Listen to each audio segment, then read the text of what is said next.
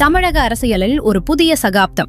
பெரம்பூர் தொகுதியில் போட்டியிட்ட தமிழக வெற்றிக் கழகத்தின் தலைவர் விஜய் திமுக வேட்பாளர் ஆர்.டி. சேகரை விட 53,715 வாக்குகள் வித்தியாசத்தில் மிகப்பெரிய வெற்றியை பெற்றுள்ளார்.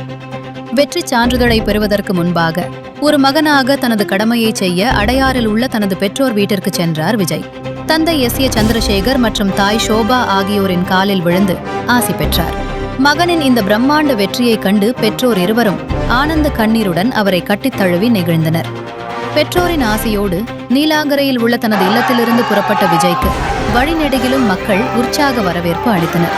அங்கிருந்து நுங்கம்பாக்கத்தில் உள்ள லயோலா கல்லூரிக்கு சென்ற விஜய் தேர்தல் அதிகாரியிடம் தனது வெற்றி சான்றிதழை பெற்றுக்கொண்டார். விஜயின் இந்த வெற்றியை திருவிழாவாக கொண்டாடி வருகின்றனர் தவேக தொண்டர்கள்.